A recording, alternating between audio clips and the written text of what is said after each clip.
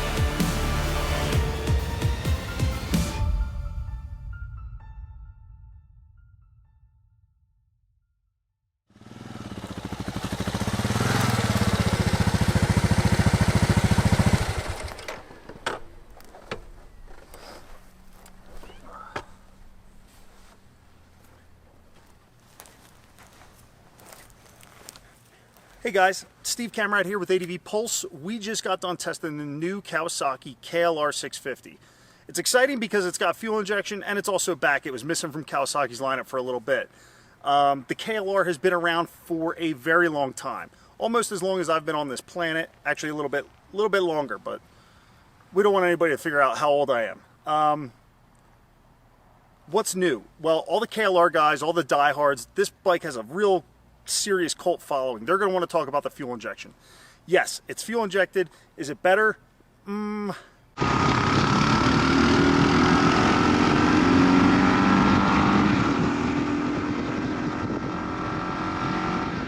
Overall, I do not think that this bike will be a massive upgrade if you have a KLR 650 from the current, previous generations, especially the newer than 2014 when it got a little suspension upgrade. I don't think it is a massive upgrade, so I wouldn't run out and buy one if you own a KLR 650. But what I would do is, if you had a KLR 650 and you wrecked it, which is hard to do because they're so reliable, they're kind of like a wheelbarrow, they always work, or if it went missing because somebody borrowed it for an extended period of time, then yeah. If you loved your KLR 650, the new one's better. It's better than the original carbureted versions. That being said, this bike for me is exciting in the way that it is the only one in its class. It is a single cylinder, fuel injected adventure bike that has wind protection. It has a frame that can handle some touring and sport touring applications. And really puts it in a class of its own. There are no other motorcycles in that class.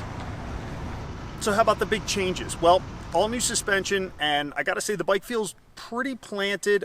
You want to make sure that in the rear shock it has a rebound adjustment. You want to make sure you adjust that because if the bike is a little unsettled in the corners, that's where you can pick it up. Otherwise, it's pretty balanced. It does have more travel in the front than it does in the rear. We'll get into the nitty-gritty details in the article that we'll link below, but for the most part, there's a little bit more travel up front, but the bike feels balanced. You go over rocks and stuff, and it feels neutral like it should. Now, the frame on this bike, it got all redesigned. It's got a new swing arm, and what that does is it allows the bike to be a little bit more stable. It's 30 millimeters longer, and the rear subframe got reinforcements. Now, what does that really do to the bike? Well, it makes it a little bit more stable. It also has beefier axles in it and a beefier swing arm pivot, so it does go down the road really well.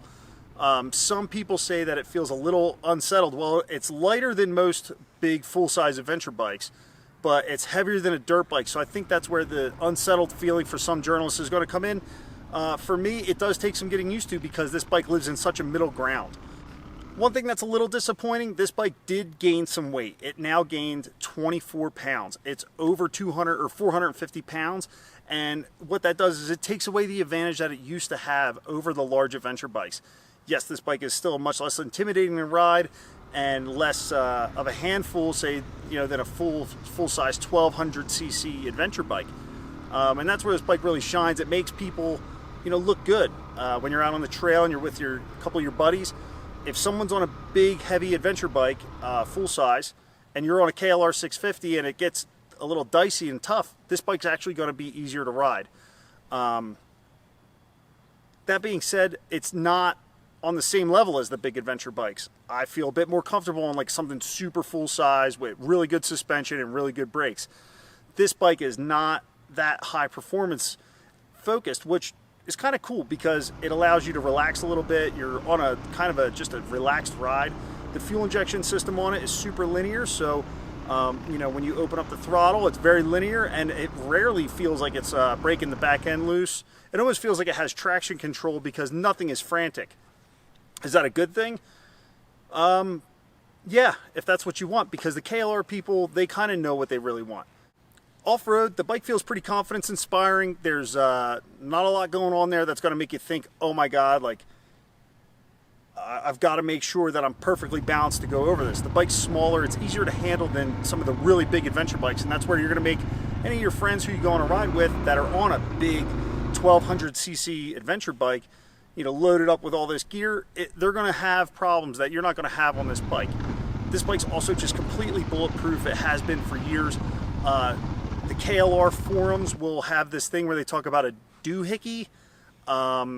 It's something that KLR lovers, they love talking about it, asking you if you've upgraded yours. Kawasaki has not upgraded this from the 2014 and a half model, and so therefore it's not been upgraded, but it's also not a problem. There is no recall on it, and there hasn't been issues with it, but that's going to be a big question from the Kawasaki KLR army that's out there. So no, they did not redesign the doohickey, whatever that thing is. For the motor, it's got a lot of new stuff in it. Camshafts are all new with different profiles. The exhaust is new. It's actually a little smaller, which is supposed to give it better mid-range, as well as the fuel injection system is tuned for mid-range and linear power. This thing is super linear. The dashboard is digital now, which, it's just an LCD display, but that's a big step up from the old analog clocks, which, who knows, maybe a lot of the old KLR guys are actually, that's what they want. But unfortunately, we've moved forward a little bit and we get this LCD display now and no tachometer, which I thought was weird, but you don't really need it. It takes a long time to get to the rev limiter on this thing, and when you get there, it's pretty soft. The windshield on this bike works great. It actually has an adjustment that you have to remove the windshield and then remove 4 Allen keys and then move these brackets up. It's a little, I don't know, you've got to, it's a commitment. There's no quick adjustment on that, but that's what keeps the price down on this motorcycle. In the low position, because that's where I kind of like my windshields, I didn't have any problem with it, no buffeting.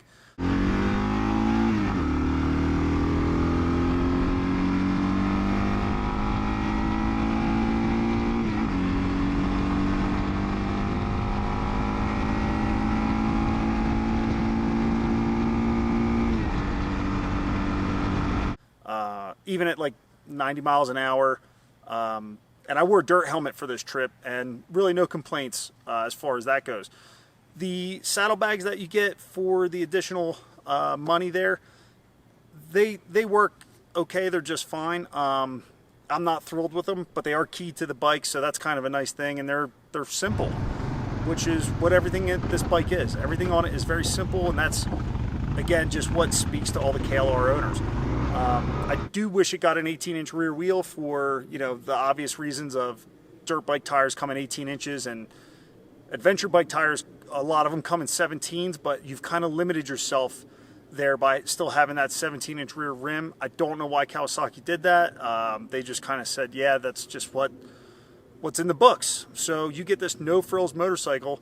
You do get an LED headlight though, which is, I mean, that's great. If you get the big package with the LED fog lamps, they're also really bright and they increase your visibility. They kind of look similar to the BMW ones that always break off the bottom. No one broke any off this trip, so I don't know, maybe these will last.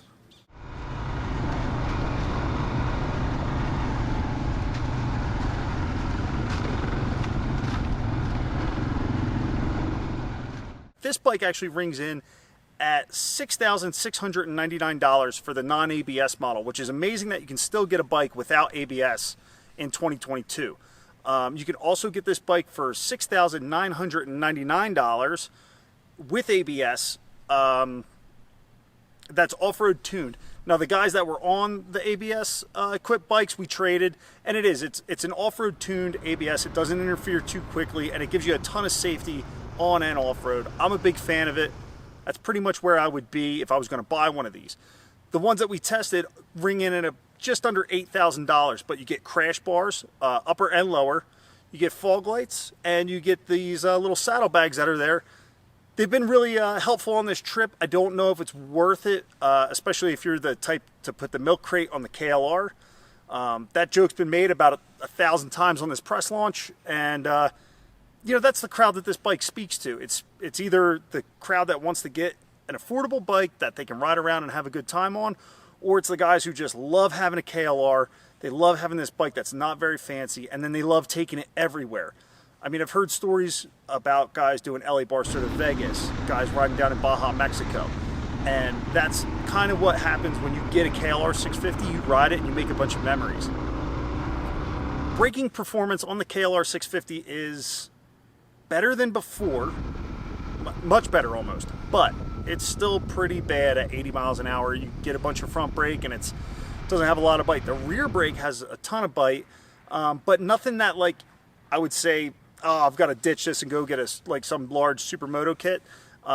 It just could have a little bit more bite for my taste. But again, for the people that are going to be buying this bike, they're not looking for something super performance oriented. They're looking for something that's easy to ride, and that's what this bike is. It's easy to ride. It's easy to kind of jump on it. I did this whole trip in dirt bike gear, and that's kind of cool that this bike makes you really just like take yourself back, and you don't have to get overwhelmed or worry about having the latest and greatest gear or the latest GPS unit. There is a little fairing mount there for GPS units or cell phone units, which I used mine for my GPS unit. Nice little thing on there right above the windshield. It does have a USB port and a 12-volt cigarette lighter normal port. The USB port's covered by this plastic piece or rubber piece, and it is horrible. Whoever made it should never make anything ever again. It just flies off and it bounces all around. I really hate it. I hate that thing. But having a USB charger on your bike it's awesome. It's super handy, and it's nice that they threw that in there instead of being like, oh, we've got this accessory for $40. This is just kind of simple stuff here. The handlebars do have a nice bend to them. You can rotate them up a little bit. They are still just a 7/8 bar, which, nobody's really using the 7/8 bars except for somebody who's really building a budget bike here, and that's exactly what this thing is. Seating position is pretty good. The couch cushion that it has for a seat is nice and soft. You can slide around on it because it's one piece, and the distance from the seat to the foot pegs is nice. I didn't feel cramped on it. I didn't feel like I would need to run out and buy bar risers. The only thing is that I did notice that the foot pegs feel a little far forward. I'm sure there's going to be some aftermarket companies that want to sell aftermarket foot pegs that may be down and back a little bit. If you want to stand and go a little faster, you do kind of feel like you're pulling on the handlebars a little bit much. That's always kind of been a thing with the KLRs. That's standard. So, there's some things you can customize with this bike. But again, this bike just is extremely solid and extremely reliable. Another thing Kawasaki's done for this motorcycle is they've gone in and they've done a lot of work for vibration damping. It doesn't have a double counterbalancer motor in it. They kept it simple, but rubber dampened foot pegs, which you can kind of feel flex under your feet a little bit. The foot pegs are also rubber, and you would have to swap them out to have metal foot pegs. There is no removable rubber chunk. The handlebars are also rubber mounted, and then they've got big rubber mounted bar ends at the end of the wider handlebars than the old iterations. It's wonderfully smooth. It feels really great, but you still kind of remember that you've been on a single at the end of the day. When you're kind of touching your phone or something, you can kind of feel it. But when you're on the highway, there's no complaints from anybody. Not one person complained about that. What everybody kind of did complain about was shifter height. The shifter's pretty low, so getting your toes under there to shift while you're standing it's a task. We tried to go in and remove the shifter, go up one click on the splines and reinstall it. What happened though was that the shifter then hits a little guard underneath the engine case there, so you cannot adjust the shifter and let up unless you took a little material off the shifter or maybe remove that case. It has a cult following. People that own them love them. They put a ton of miles on them. They're super reliable, and there's just stories upon stories that people have of riding them down in Mexico, you know, going on these big adventures, having problems, you know, that are outside of their control, and then it becomes a big adventure. It's a memory maker for a lot of people. That being said, this bike is not going to be the go down the highway and cross the entire country at 90 miles an hour type of bike. This bike is going to slot itself into, you know, more back roads. It'll do 80 down the highway. There's a reason that the KLR 650 doesn't have a 6th gear. It's because it doesn't need it. It'll do 100 miles an hour at sea level. We're at about 7,000 or 8,000 feet here in New Mexico. So we didn't quite hit 100 miles an hour on a closed road, of course, but it's been really good. The motor's, you know, fun. It's capable. It's linear. That fuel injection system puts down really good power, and it feels good. What doesn't feel great about the bike is it does everything so kind of melancholy, which takes a lot to kind of understand. Why does someone love this bike? Well, like if it had a report card, it gets all C's, but somehow getting all C's gets it on the honor roll. Everything about it is, you know, not amazing, and it's not bad, but that's kind of what you're getting into when you get a KLR. Again, the KLR people are going to just handle that. You know, there's a good aftermarket world for this bike, but there's also just people who will do the custom work themselves and really handle that. And that's kind of, you know, that whole KLR group. There's a big following for it, and you're going to be part of it whether you want to be or not. There's going to be people who want to talk to you about their KLR experiences, and you're going to be like, I didn't know this was a thing when I bought this bike. But that's the fun part about motorcycling, is it brings people together. And like everybody that has been on this trip has a KLR story. So it's just, you could be part of that group, and you could ride this motorcycle, and you could have your adventures with this bike that just gets all C report card, man. Right down the middle, everything's a C. Nothing great, nothing bad, and that's kind of just what you get for the price. I hope to see you guys out there, and I hope you have an adventure. If you have any questions, check the link below, because I'm probably going to get into those things about this bike down there. And if not, leave us a comment or comment on the article, and I'll actually reply to you, because I try to do that. See you guys out there. Oh yeah, I'm supposed to do that thing, and then I can play the goofball outtakes. Whew, I'm tired.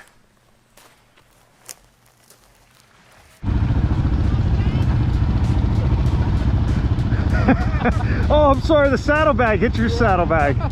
That's all. Don't scratch the bags, dude. Here we go.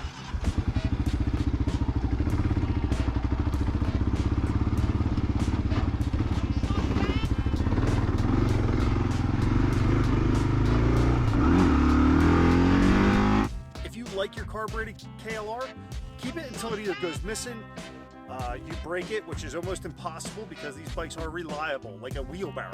They always work, especially the ones with the foam tires. A staple, it's super reliable. It's been around for a very long time. And I want you to kind of imagine, oh, hey buddy, come here.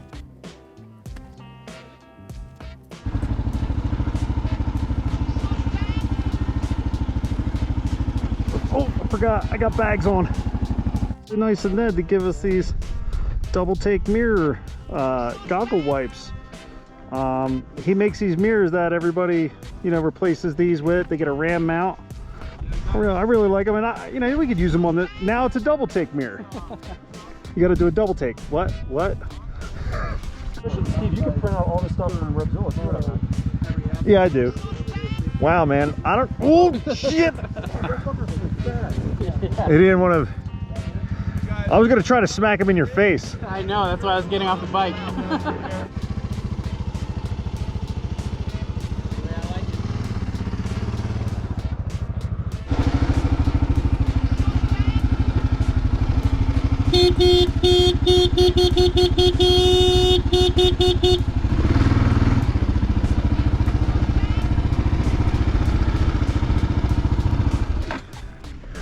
Ooh-wee. You can't pee in the water, dude. It's gonna mess it up for the fish, man. Gonna have a little protein for him. Double check and figure it out, but yeah. Yeah, don't believe everything you read on the interwebs.